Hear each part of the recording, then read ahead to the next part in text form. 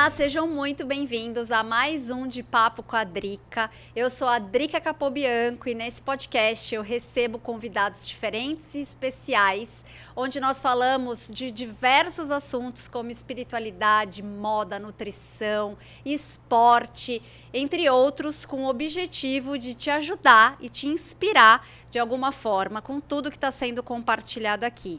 Você que é novo, eu quero te convidar a se cadastrar aí no YouTube, no Spotify, ativar as notificações para receber na íntegra todos os de Papo com a Drica que está rolando por aqui. Tem muitos convidados passando, te convido a assistir os episódios anteriores que estão incríveis. E hoje eu estou recebendo uma convidada super bacana, especial. Ela que é psicóloga esportiva com mais de 10 anos de experiência. Ela é CEO da clínica esportiva Up for Win, que assessora um dos pilares também da For Perform. Ela é mentora, uma super amiga, tem sido aí um presente de Deus na minha vida, me assessorando lá na For Perform. Ela é mentora de atletas, ela faz todo esse trabalho esportivo junto com atletas, preparadores físicos. Ela vai contar tudo aqui pra gente. Aline Borges, seja bem-vinda de Papo com a Drica. Muito obrigada, Drica. É um prazer imenso estar aqui representando a UP e podendo compartilhar um pouquinho sobre mim, sobre a minha trajetória. Então, que seja um ótimo papo. Com certeza será. Escreve aqui nos comentários como é que está a sua expectativa sobre esse papo aqui. Eu tenho certeza que serão chaves importantes. A gente vai falar muito de saúde mental e outros assuntos aí também que diz respeito ao esporte e também a saúde do dia a dia, né? Aline, e para começar, conta pra gente aqui um pouquinho da sua trajetória. Como é que foi, né? O fato de você ser psicóloga, foi algo também que você já caiu nessa parte esportiva? Conta pra gente, para quem está nos ouvindo. Sim, essa é uma boa história, né? Eu falo que a Aline sempre tem muitas questões. Comecei na psicologia, mas na parte de treinamento organizacional. Então, me formei nessa área, atuando com treinamento de equipes, liderança, trabalho em equipe, vendas. Então, venho primeiro, né, da organizacional. Atuo também na parte clínica, então no consultório, atendendo individualmente. Legal. E a parte esportiva veio num terceiro momento, como uma especialização e um outro trabalho, né, que eu fui sempre me interessando, né? Eu sou atleta também, então desde pequenininha passei por outros esportes. E aí eu me questionava, né? Por que a psicologia esportiva acontece com os atletas, né? Mas que era uma área pouco divulgada. Sim, total. Então, na minha faculdade mesmo, não tinha essa cadeira de matéria. Então, eu falei, poxa, eu quero estudar sobre, né? Tive a oportunidade de empreender na área, então tive um box de CrossFit. E aí, isso foi me trazendo um pouco mais para o cenário de conhecendo pessoas, treinadores, né? O maridão é personal trainer, então o esporte é uma coisa que é bem importante na minha vida, na minha trajetória profissional, né, que faz todo sentido aqui para mim. Então, foi uma área que veio num terceiro momento, mas é uma área que sempre fez parte da minha vida, né? O esporte, a psicologia esportiva surgiu depois. E eu acho que é muito interessante também esse amparo e essa vertente, digamos assim, né, da psicologia no esporte, porque mesmo nós que não somos atletas, né, eu gosto muito do slogan que a For tem, que todos nós somos atletas, porque, de certa forma, todo mundo ali tem uma necessidade com relação a essa parte de saúde mental, esse amparo, e eu vejo que a psicologia voltada para o esporte, ela acaba...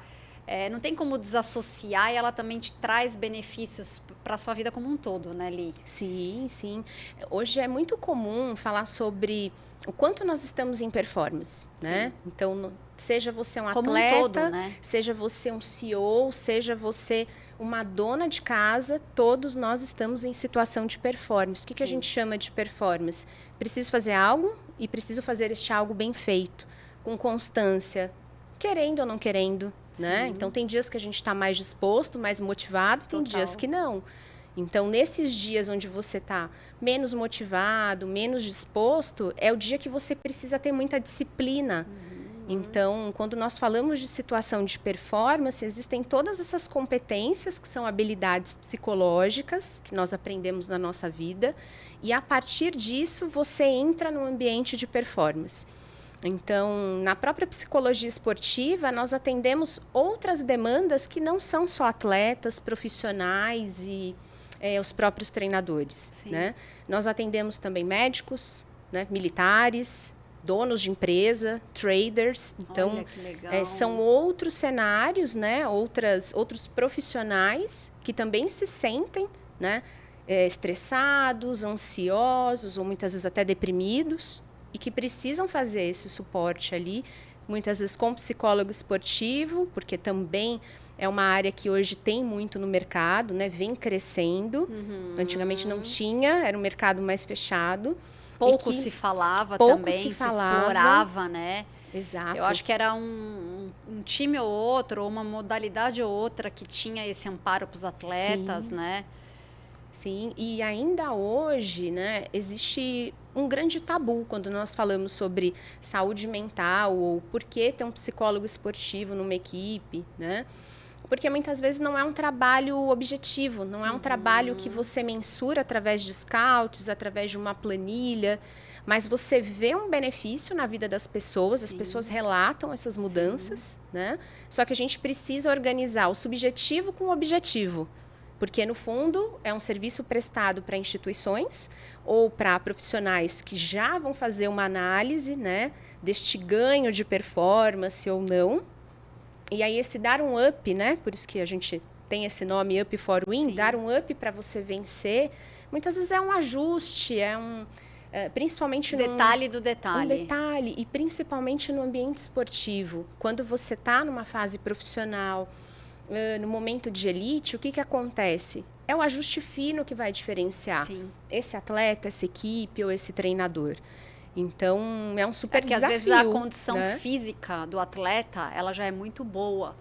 Mas às vezes o que falta é ele ter esse equilíbrio, essa gestão das emoções, esses detalhes, esse pente fino, né? Como a gente vê, que às vezes é necessário para ter esse up e ter uma performance e um destaque, né, ainda maior, né? Exatamente. Então, aproximar a psicologia esportiva das pessoas reais, né? Então, eu uso muito essa expressão. Você, nós somos pessoas reais. Né? A gente acorda cedo, vai trabalhar, faz um esporte, né? Dá o seu melhor. Então, a maioria das pessoas ainda tem essa dificuldade de encarar. Por que fazer o trabalho, né, com um psicólogo esportivo se eu não sou um atleta de elite? Né? Se eu não vou para uma maratona, para as próximas Olimpíadas, né, para a Copa do Mundo. Então, eu te digo que sim, você pode fazer um trabalho nessa área e escolhendo performar naquilo que você deseja. Então, no seu dia a dia mesmo, quanto é benéfico, né? Às vezes é superar, se superar, por exemplo, num tempo de corrida na esteira, ou então numa prova de corrida de rua, ou para levantar um peso no qual você acha que você não conseguiria, é você ter o amparo também nessa construção da evolução. Exatamente, né? Até porque a gente tem muita dificuldade de perceber a evolução quando são ajustes finos, né? Vou dar um exemplo aqui de uma demanda que surge muito para a gente, que é o emagrecimento. Quantas pessoas lutam, né? Estão nessa batalha do emagrecimento ou dessa mudança de composição corporal, como a gente fala hoje em dia, né? São vários gatilhos, é uma vida de entender o que te nutre, né? Quais as emoções que estão ali naquele processo de emagrecimento, mas que é uma demanda que o psicólogo esportivo também atua. E pode contribuir muito. Super. Porque não é só um trabalho com a nutricionista, né? Com o nutricionista. É um trabalho que requer também uma atenção especial para essa questão da saúde mental. Super. Porque às vezes reflete, o que a gente come reflete as nossas emoções, né? Exatamente. Quantas pessoas que acabam também colocando, né, na alimentação, colocando ali no doce, colocando alguns gatilhos, alguma ansiedade. Eu vejo muito isso. Você já deve ter reparado, por exemplo, nós mulheres, né, naquela época de TPM. Sim, o chocolatinho. Eu mereço um chocolate, estou na TPM. Aham. Então, quando você vai para um trabalho, né, PC, uma das coisas que nós falamos é dessa relação com a comida. Sim. Tudo bem você comer um chocolate, né? O chocolate não é o vilão. Sim. A questão é, a TPM entra só como um gatilho. Sim. Uma situação que você se apoia ali para justificar a escolha do chocolate. Sim. Mas, de repente, você quer comer chocolate porque você quer, porque você adora, porque chocolate é gostoso. Te faz bem. Exato. Então, a gente trabalha também essa forma de se relacionar com a comida e comer de forma consciente. Exato. Né?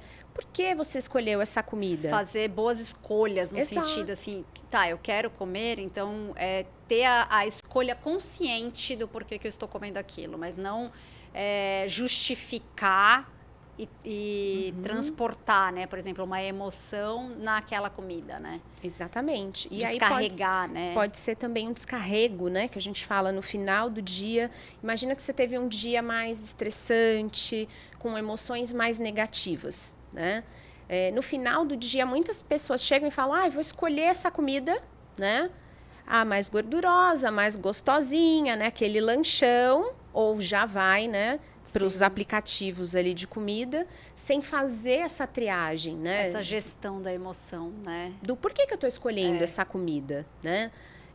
Hoje é um evento especial, hoje nós temos um jantar. Tudo bem, é um evento diferente, Sim. É um aniversário, é alguma coisa, né, comemorativa. Agora, se não, por que todo dia eu estou escolhendo isso? E essa frequência também é o que chama atenção pra gente. É uma fuga, muitas vezes, também, né? É uma fuga.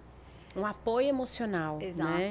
Então, tem várias questões. Poderia ficar aqui um dia inteiro só falando relatando, do comer consciente, né? Das questões de emagrecimento. Tem muita coisa aí que é interessante. Né? Hoje em dia, você trabalha assim com quais... mais atletas, mas você comentou também que atende pessoas, né, no dia a dia para fazer uma psicologia normal, tal. E quais os assuntos hoje em dia que são mais abordados na questão da psicologia que você tem reparado, né? A gente tem deparado aí, falando muito de atleta, né? O quanto eu vejo que os atletas, principalmente de alta performance, né, de clubes, eles têm uma cobrança, né, muito grande que tem isso. Como que vocês psicólogos, né, esportivos, vocês ajudam os atletas nesse quesito? Sim. Bom, então vou dividir essa resposta em algumas etapas. Nós temos a psicologia clínica, onde pessoas fora do ambiente esportivo procuram por esse serviço. As principais demandas, né, do momento: gestão das emoções, então pessoas que se encontram num quadro mais ansioso, e eu não estou falando de uma ansiedade que a gente administra bem no dia a dia, mas de uma ansiedade que vem te trazendo prejuízo. Então, uma ansiedade que te bloqueia, não consigo fazer algo porque me sinto muito ansiosa, ou uma ansiedade que não te deixa sair de casa por medo. Te paralisa, te congela, né? Então, nesse sentido, a depressão, que também, né, há muito tempo as pessoas falam que é o mal do século, né? Os especialistas falam sobre essa expressão. Também muita gente que vem sentindo uma tristeza profunda. E é importante a gente definir, né? E em casa as pessoas entenderem um pouquinho de que a tristeza é uma coisa. Se a gente for pensar numa escala ali de 0 a 10, a tristeza, ela é a nota mais baixa. Tristezinha, vamos chamar assim de tristezinha. A depressão é aquela nota mais alta. A depressão é aquela tristeza profunda, é aquilo que te incomoda há dias, que não passa. É uma situação mais extrema. Sim. Então, atualmente, as pessoas vêm se comportando de forma muito 880, tudo ou nada. E as emoções também estão sendo gerenciadas dessa forma. Então, estou muito ansioso, não estou pouco ansioso. O que eu faço para autorregular, para cuidar disso? Quais são as ferramentas que eu tenho para me relaxar, para me deixar mais tranquilo com isso, né? Então, nosso trabalho vem acontecendo muito nesse sentido. Os comportamentos têm surgido cada vez mais também nas crianças. Muito, né? Então, hoje, o consultório bomba de criança. cada vez Eu acho que mais excesso cedo. de informação, né, Li? Também, tecnologia. Excesso de informação, né? tecnologia, eu acho que isso traz essa questão, né, de Sim. ansiedade, eu acho que de comparação, eu acho que de Sim. falta de identidade. Tudo isso acaba que traz, né, todas essas Sim. questões mentais também, né, essa psique, que eu acho que precisa ter um olhar mais crítico, principalmente não, para criança, né? Tem muitas Porque coisas, nós ainda né? temos maturidade, de repente, para lidar. Eu digo assim, quando você tem um autoconhecimento, né? Sim. Porque tem muita gente também que a gente vê casos aí, principalmente falando de atletas, né? Que é o teu foco principal. Pessoas que não têm esse autoconhecimento entram numa tristeza profunda, numa depressão, mas porque eu vejo que também tem toda essa questão de cobrança. Sim. E acaba que não fazendo essa gestão, acho que talvez por ser um tabu, né, de falar de preciso de ajuda nesse quesito, muitas pessoas acabam até cometendo suicídio, querendo Sim. cessar aquela dor e aquela tristeza e aquele buraco, né, que parece que não passa, que não é preenchido. E eu vejo muito, principalmente, né, a questão aí de Setembro Amarelo, que ouve-se falar muito, mas o quanto a gente ainda vê, né, casos assim, né, Li? Muito. Quando nós falamos sobre o esporte, imagina que para uma pessoa entender que ela precisa de apoio psicológico já é um ato de coragem. Sim. A nossa sociedade, ela não é uma sociedade que motiva essa busca, Não. né? Esse Encoraja isso, ela não né? encoraja. Então, quantas vezes, né, no nosso meio social a gente escuta: psicólogo é coisa de doido. Mas você não tá muito bom da cabeça, por isso que você vai, né, fazer terapia e tudo mais. Ainda existem algumas pessoas, né, que pensam que é coisa de rico, né? O Sim. psicólogo, então, que não é toda a camada social que pode ter esse suporte. Então, existem muitos tabus, muitos preconceitos por conta dessa questão cultural. Quando a gente fala no esporte, existe uma outra coisa que é o quê? O atleta, ele segue o mito do herói. Sim. Então, um atleta, principalmente de alta performance, Sim. ele é motivado, ele é instigado sempre à superação de limites. Quando nós falamos dessa superação de limites, vem a questão de que eu sou invencível, eu sou inabalável. E isso, por si só, já vai trazer uma série de cobranças, Sim. além do ambiente esportivo, que a todo momento a gente lida com frustração, com ganhar ou perder, né? E ninguém está pronto para perder, nunca na vida. Principalmente se você se dedica como um atleta de alta Exato. performance, se dedica, Exato. renuncia a tantas coisas, né? Eu acho que fazer essa administração ela é essencial para ter uma saúde boa, mental, Sim. né? E que é um super desafio, Sim. porque você pensa que o trabalho do atleta é o esporte, é a modalidade que ele escolheu. Então, ele precisa performar. Se ele não performa, ele não ganha um bônus, ele não ganha medalha, Sim. ele não recebe um patrocínio. Sim. Então, são muitas coisas Muitas que variáveis, acabam... né? Muitas variáveis que acabam mexendo com essa pessoa atleta. E essa pessoa atleta, não é o atleta, Sim. né?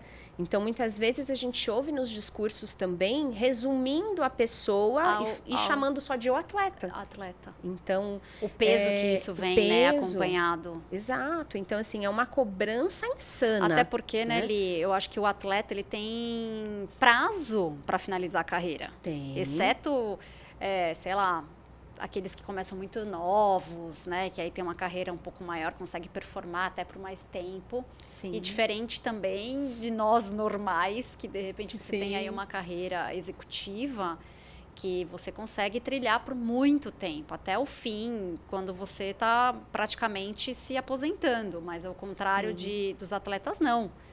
Tem um prazo, né? Você já tem... Os atletas têm essa consciência. Então, eu acho que o peso da responsabilidade e a cobrança acaba sendo até individualmente muito maior, né? Não, é enorme, porque a maioria é educada, né, nessa jornada como atleta a performar, chegar lá no topo. Sim. Mas ninguém é educado a descer do topo. Ninguém é educado a falar sobre aposentadoria, né?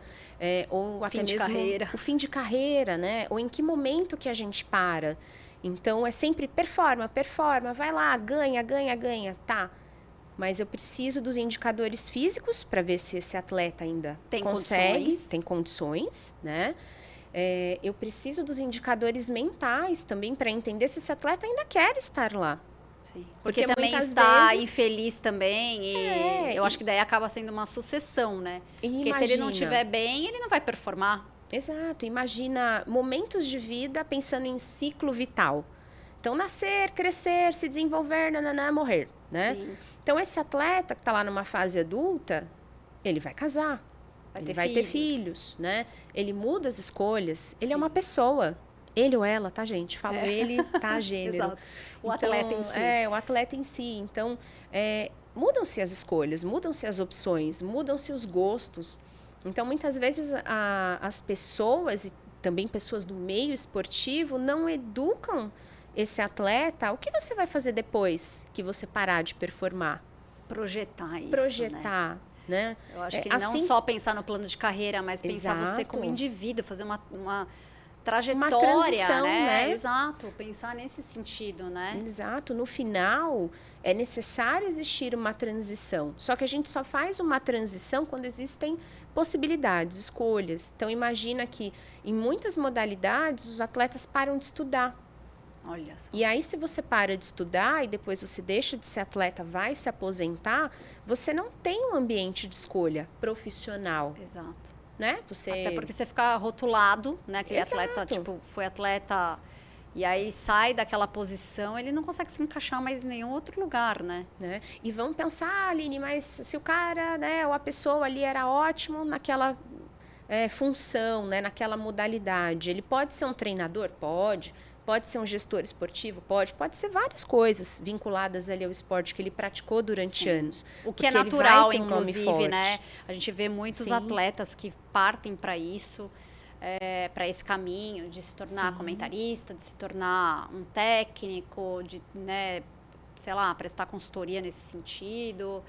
Mas também não tem demanda para tudo isso, né? E a capacitação? Aham, Se exato. você não estudou, talvez você não vai conseguir, dar conta de ser um e talvez treinador. você não vai conseguir né? empregar isso e traduzir, passar essas técnicas que você recebeu para outra pessoa. Porque uma coisa é você ter o dom Sim. e você ter recebido aquelas instruções. Outra coisa é você passar, ter uma didática, ter todo esse entendimento, essa capacitação mesmo, né? Exatamente. Então, isso é um ponto, Drica, que a gente fala sempre. Então, hoje eu atendo atletas pequenininhos lá, Amadores. 10, 11 anos. Criança. Criança. O né? teu foco maior acaba sendo as crianças nesse sentido Não é ou um não? foco maior, mas a busca tá Tá, em sim. alta.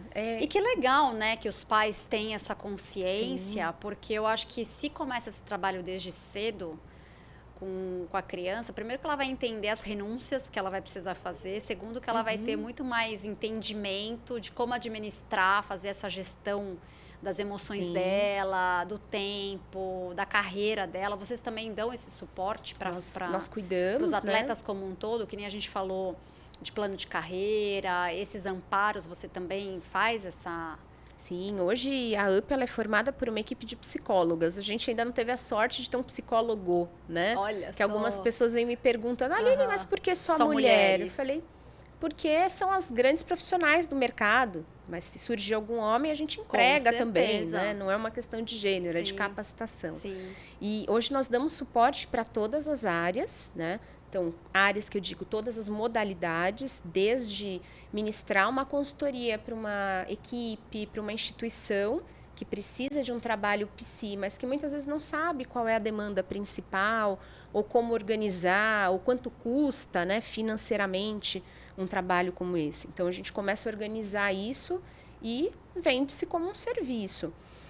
Quando nós falamos sobre todas as idades, muitas vezes é um trabalho individual. Sim. Então, um trabalho Personalizado, né? personalizado, uma mentoria, pode ser presencial, pode ser online. Tem muitos atletas que nós atendemos fora de São Paulo e fora do país. Sim. Então, com a tecnologia, a gente também conseguiu abraçar modalidades e pessoas que Ampliar, estão né? longe, Sim. né? E além de outras estratégias que não só o acompanhamento psicológico. Existe o neurofeedback, existe o treino de percepção e cognição.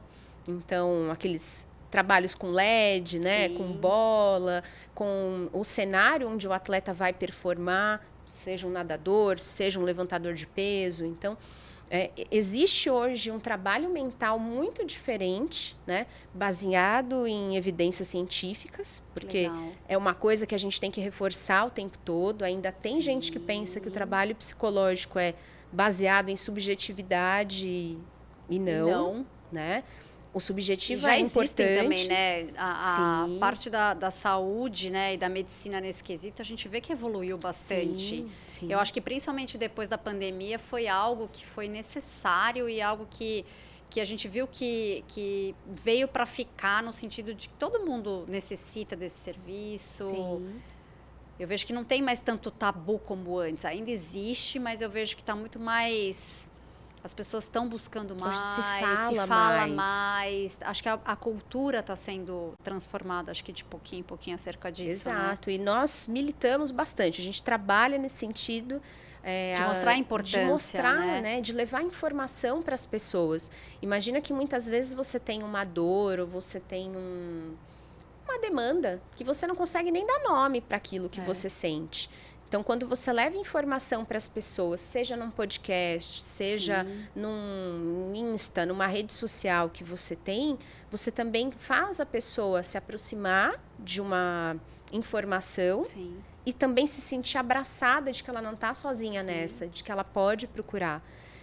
Diariamente nós recebemos dá abertura, mensagens, né, para que a pessoa também, ao se identificar com aquilo que você está apresentando, aquela informação que você está apresentando, você também está dando abertura para que ela possa ser ajudada, né? Sim, sim. E diariamente, Drica, nós recebemos muitos directs lá, principalmente no Instagram, que hoje é uma rede que a gente usa mais, de pessoas pedindo ajuda.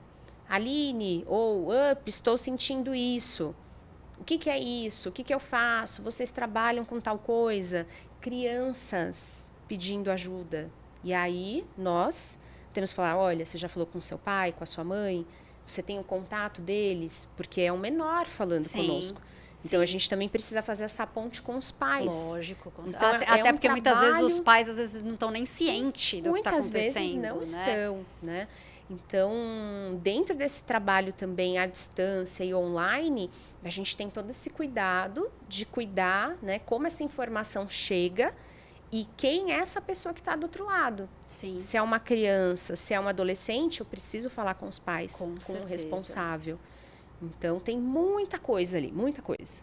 Que legal, Li. Que trabalho incrível, né? Que a gente não faz nem ideia, assim, né, de como que é feito. A gente fala, é psicólogo esportivo, tá? Mas o que abrange, né? E eu conheço um pouquinho mais, até porque estou ali dentro da For Perform e o que eu gosto muito lá da For é esse amparo dos 4 pilares, né? Que a gente tem lá à disposição, que eu acho que é de grande valia para todos, não só, porque é sempre pensando na prevenção, né? Exato. Então, não é no estágio que você já chega lá, sei lá, mal, já precisando super, né? É algo que você já vai ali no seu gatilho, no seu autoconhecimento, naquela detalhe do detalhe mesmo. E eu acho que só recebe ajuda quem tem coragem também de pedir ajuda.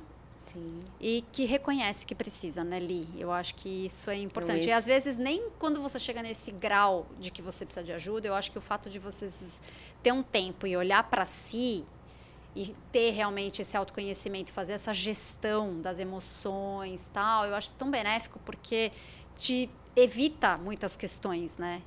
Para a vida. Sim. E ainda hoje as pessoas têm muita dificuldade de vou sentar e vou pensar como é que foi o meu dia, o que eu posso melhorar, quais foram as emoções que eu senti hoje. Sim. Não são perguntas quais são comuns. Os gatilhos, né, que geraram isso. Então, não são perguntinhas comuns. Muitas pessoas, quando a gente leva esse tipo de tarefa, né, seja num cenário terapêutico, seja num cenário esportivo, primeira coisa é fazer aquela cara de ué, mas como é que é isso que você está me pedindo? Me conta mais. Como é que eu faço isso? Sim. Então, parece que é simples. Mas não é. Mas não é. É super desafiadora. Sim. É porque é difícil quando você tem que olhar para si, né? E buscar isso e fazer essa gestão. Acho que requer trabalho, né? Requer um trabalho de você ter esse olhar, de você ser intencional naquilo. não é fácil, né? Não, e requer coragem. Você Requer disse tudo. coragem. E Oli, e agora falando assim um pouquinho, porque a gente vê muito que os psicólogos, eles se doam muito e as pessoas chegam, falam, né? Acabam trazendo diversas questões mentais. E o psicólogo acaba, de certa forma, absorvendo e tendo que dar direção, tendo que dar ali todo esse suporte. Como que hoje você faz para buscar, assim, enxergue e buscar, tipo, a espiritualidade, porque eu vejo que a espiritualidade é algo importante nesse processo, porque muitas coisas, às vezes, que externam, na verdade, ela vem ali de dentro. E como que você faz para você renovar, sabe, a sua mente, você ter um ânimo novo para atender? Porque imagina, você tá ali recebendo, tudo ali as queixas, digamos assim. Todas as demandas. As demandas, né, desses pacientes. Como que hoje você trabalha isso, você, Aline? Então, de novo, 2 etapas de resposta, porque Vamos as lá, mais complexas eu vou dividindo em etapas. É isso, é isso. Primeira coisa, dentro da psicologia, quando a gente é um estudante lá na graduação, se matriculou no curso de psicologia, vá fazer terapia. Primeira coisa, é mandatória. Não sei se todo mundo faz, mas deveria, né? E por que que isso é instruído e por que que nós somos também educados a isso? Você vai ouvir uma série de demandas. Exato. De 1, 2, 10 pacientes que você atende no dia, né? Para as agendas mais cheias. Existe um distanciamento, que eu chamo de distanciamento ecológico, que é o que a Drica me traz quanto paciente não é da Aline, é dela. Então, eu preciso observar, eu preciso orientar. E orientar não é o que eu, Aline, pessoa, faria na minha vida, mas o que é funcional para você. O que faz sentido para a pessoa. O que se aplica na sua vida. E principalmente entendendo todo o contexto da sua vida. Acho que tem que fazer aquela leitura 360, assim, né? Mais macro. Exato. Então, é um trabalho que ele começa aí. Agora, Drica foi embora, foi bem orientada, te vejo daqui uma semana ou daqui 15 dias, cada um tem um recorte diferente ali de frequência de trabalho. Aí, Aline, o que a Aline vai fazer? A Aline, no final do dia, ela tem um minutinho dela de reflexão. Então, nesse minutinho de reflexão, né, com uma visão espiritualista, né, eu paro e eu avalio o meu dia. Então, como é que eu fui? O que que eu fiz? O que que eu preciso melhorar? Se eu me arrependo de algo? Se eu mudaria algo? Então, são perguntinhas que eu tenho aqui no meu drive mental de fazer um scanner do dia da Aline. E aí, claro, eu tenho isso dentro da minha rotina, eu faço lá o meu sinal da cruz, eu faço a minha oração, né, peço a minha bênção e vou dormir. E isso também me resgata o dia, né? Zera aquele meu dia, porque no dia seguinte é uma conta nova. Sim. No dia seguinte eu preciso estar bem para atender todas essas pessoas. Até porque reflete muito, né? Eu acho que a pessoa ali vai precisando de ajuda, imagina, e aí é o psicólogo que precisa de ajuda. Imagina, você vai passar comigo, o psicólogo está descompensado. Você fala, e o psicólogo que está lá, né? Então, a gente tem todo esse aparato e fazer a nossa terapia. Além da terapia, que é o momento onde eu sou ouvida como Aline, pessoa, e eu posso também ter essa troca. Porque vocês também, todos nós. Minhas demandas, né? Minhas questões. Tem também as suas demandas, suas questões pessoais, que também precisam ser trabalhadas, ouvidas, né? Sim. Aí existe também uma outra questão, a supervisão dos casos. Então, por mais que eu seja uma psicóloga experiente, é importante que eu tenha uma equipe onde eu faça uma troca de casos, conversar sobre as abordagens, ou ter uma supervisão com uma psicóloga mais experiente do que eu, que também vai me trazer esse olhar, né? Eu falo que é a visão além do alcance. Muitas vezes eu estou olhando aqui neste quadradinho, mas você está olhando uma outra coisa, um outro cenário. E eu acho que esse estudo de caso também é tão importante, né, Li? Porque às vezes o paciente ele traz algum ponto que às vezes acende aquela luz amarela, né? Aquele alerta. Às vezes você pode ver que está encaminhando, às vezes até para um caso de suicídio, e você pode ser ali a pessoa que vai ajudar, que vai ser a pessoa que vai estar trazendo uma solução mesmo, sabe? Fazer a pessoa encontrar uma resposta para aquilo, ou para aquela dor, ou para aquela demanda, né, que está sendo apresentada. Então, eu vejo o quanto é importante imagino, né, vocês como psicólogos ter essa atenção até redobrada, né? Não, e é importante, principalmente quando nós falamos dos casos de depressão, né? Falar sobre suicídio é primeiro falar sobre depressão. Com certeza, porque o suicídio é uma consequência É para uma consequência. cessar aquela dor, né? É uma Eu acho que pessoa a dor deve ser tá- tão grande que a pessoa chega a ter essa coragem de cometer suicídio, Sim. mas porque ela quer dar um fim naquilo, né? Exato, é uma tristeza profundíssima. Sim. Então, assim, muitas vezes é uma pessoa que está deprimida há muito tempo, é uma pessoa que ou não tem uma rede de apoio, digo, família, amigos, ou ela não se entrega a essa rede de apoio. Muitas vezes é o que acontece. Não né? tem coragem de falar. Não consegue falar ou não se sente... Acho que está tão absorvida ali naquela situação, e né? às vezes Imersa naquilo. Às vezes não se sente abraçada naquela situação. Porque também é um ato de coragem você falar para alguém, eu já tentei me matar, ou estou pensando em me matar, quero acabar com tudo, né?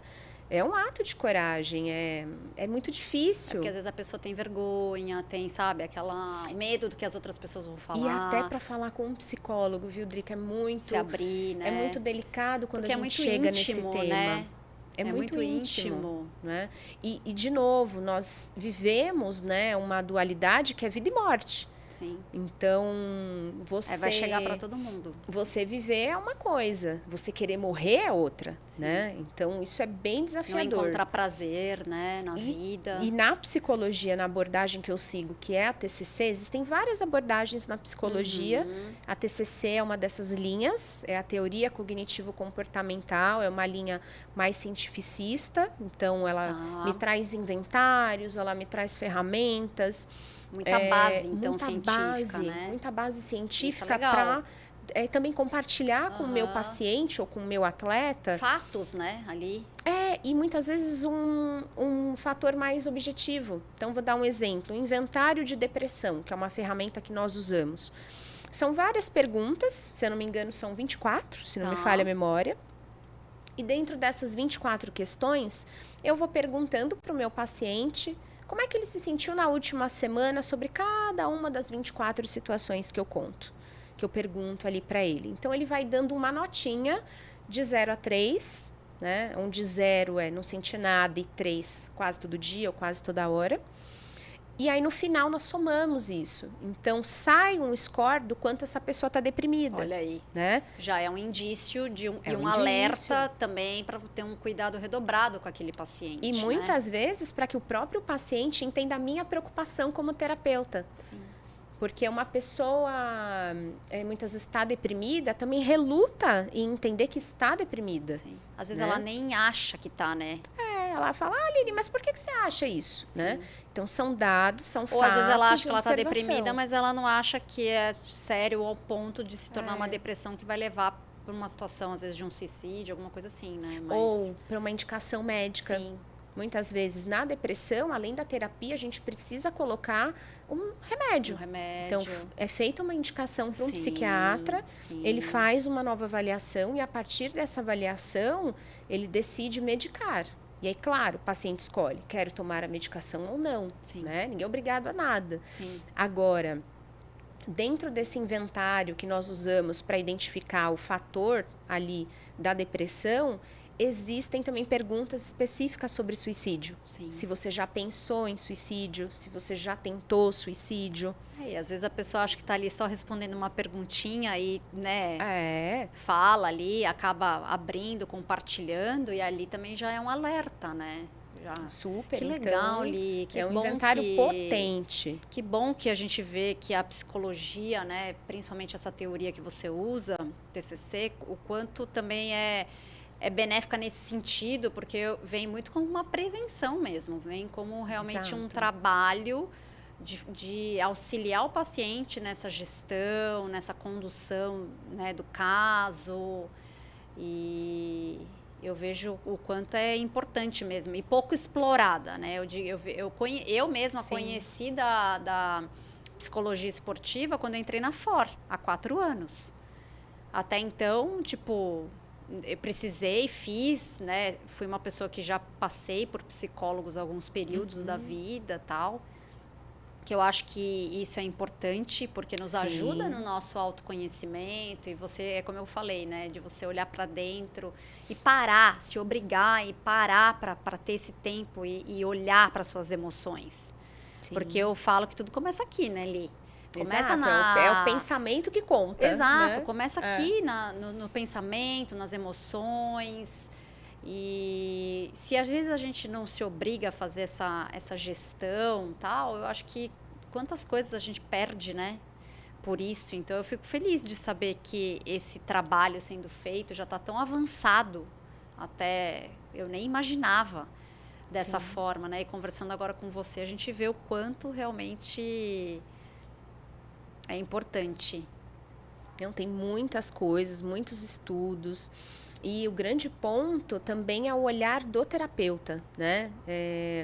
Então, saindo ali do ambiente clínico, né? Sim. Que é muito comum a gente chamar de terapeuta a pessoa que está ali na sala, no setting, né? Sim. Terapêutico. Agora, quando nós vamos para o esporte, também exige muito do olhar do Acho psicólogo. que vai muito do feeling também, né? Eu Imagina acho que... numa equipe esportiva. Sim. Então, vários atletas, né? Você naturalmente observa, você ouve conversas. Até porque comportamentos também, eles traduzem muito, Sim. né? O que vem. A gente expressa, na verdade, o que está ali dentro, né? Sim. Tanto no falar, quanto no falar, mas também nas ações, né?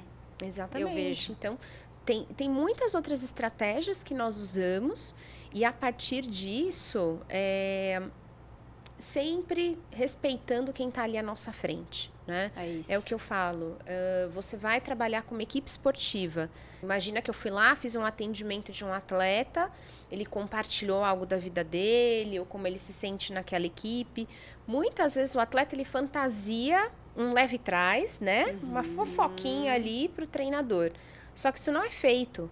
Existe um sigilo para cada atendimento que nós fazemos. Então, psicólogo, padre, Sim. médico.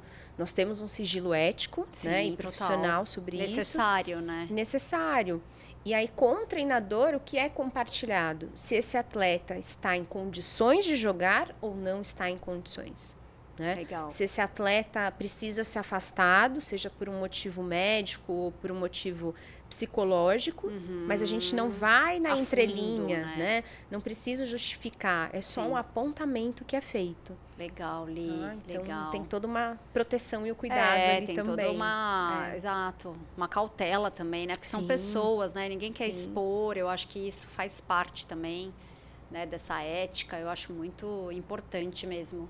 Sim. Escreve aqui nos comentários se você está curtindo esse papo. A gente está caminhando para o fim aqui desse papo maravilhoso. O @ da Aline Borges vai estar aqui, é o Up for Win, para você conhecer o trabalho dela. E Li, quero fechar aqui com chave de ouro. Sim. Com a pergunta de milhões que eu costumo fazer aqui para os participantes, que é uma pergunta que vem carregada de muita experiência, de muitas chaves. Que se você tivesse que dar um conselho para a Aline, há uns 10, 15 anos atrás, o que você falaria? Se eu pudesse dar um conselho... Que eu acho que serve também esse conselho para muitas pessoas que estão nos assistindo, que eu acho que muitas, às vezes, ouvindo isso, o que a gente pode fazer diferente, o que a gente pode aprender, né, com as pessoas que estão... eu sou uma pessoa que eu tenho dificuldade de mudar alguma coisa que eu faço. Né? Tá. Alguns dizem que por teimosia, outros dizem que por determinação e persistência. Então, eu te diria que é um pouquinho dos dois. O meu conselho para a Aline lá do passado é para desacelerar em alguns momentos. Então, em alguns momentos a gente tende a aceitar muito todas as demandas, em algum momento existe uma preocupação sobre o dar conta, ou até mesmo sobre o futuro das coisas, né? Mas o acelerar, ele vai te fazer também passar rápido em algumas situações. Então, desacelerar me traz uma sensação de que eu estou respeitando mais o meu momento interno, o meu tempo interno e o tempo cronológico, tempo de vida. Porque a gente tem uma ampulheta ali de vida, né? Eu quero chegar no 100. Com certeza. Então, para chegar ao 100 e chegar bem, eu tenho que fazer isso com muita cautela, me respeitando muito, sem acelerar. É isso. Concordo com você. Eu acho que é um trabalho constante, né? Que a gente precisa fazer. E que bom, Li, que bom. Fico feliz com as chaves compartilhadas aqui. Fico feliz também com a tua participação. Quero honrar aqui a sua vida com 2 presentes. Ai, que fofa! Aqui, ó. Espera só um pouquinho. A TV. Aqui um voucher para você, aqui da Capo Bianco Grupo com a 24/7, para você tirar fotos aqui nesse estúdio maravilhoso. Você Obrigada. também aí que desenvolve conteúdo, também psicóloga, eu acho que é um excelente presente, espero que você goste. Sim, muito obrigada. E também um voucher aqui da Frutaria São Paulo com acompanhante para uma refeição deliciosa lá na frutaria do ladinho, né, da Ai, For que Perform. delícia! Então, fica aí um presente também para você. Espero que você tenha gostado, Li, de ter participado aqui Sim. conosco, aqui no De Papo com a Drica. Eu falo conosco porque tem toda uma equipe aqui comigo que cuida da gente, nos serve nesse dia com tanta excelência. Sim. E obrigada mais uma vez, Li. Eu que agradeço, sempre uma delícia passar esse tempo com você e poder compartilhar um pouco, né, do nosso dia a dia, da minha profissão, né? Um pouquinho da Aline, porque muitas vezes as pessoas acham que a gente é só profissional, mas tem uma pessoa dentro do profissional, É isso, né? atleta, crossfiteira, né, esposa, uma excelente profissional, uma mulher aí maravilhosa, Obrigada. que cada dia mais também tenho o prazer de conhecer um pouco mais. Obrigada mais uma vez, Li. Tenho Obrigada. certeza que não faltarão oportunidades para a gente conversar mais aqui, explorar outros assuntos acerca da psicologia, principalmente focada aí no esporte, Sim. que é algo tão bacana e necessário. Falar também mais de saúde mental, que eu acho que nesses dias de hoje também é importantíssimo. Super.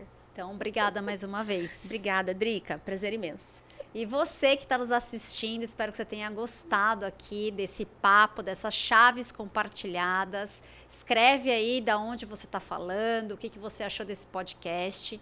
Não esquece de se cadastrar no YouTube, no Spotify, ativar as notificações para receber todos os De Papo com a Drica na íntegra, porque vem muita coisa legal, muitas pessoas bacanas já passaram por aqui, tem vários episódios aí já disponíveis. Então, confere cada um desses episódios e ativa as notificações. Quero também agradecer todos os meus apoiadores que têm apoiado aqui o meu projeto, que tem sentido, tem significado. Sem eles também nada disso seria possível. O @ deles vai estar descrito aqui no vídeo. Então você pode conhecê-los melhor. O @ da Aline, também Up for Win, vai estar aqui na descrição do vídeo. E eu te vejo no próximo De Papo com a Drica.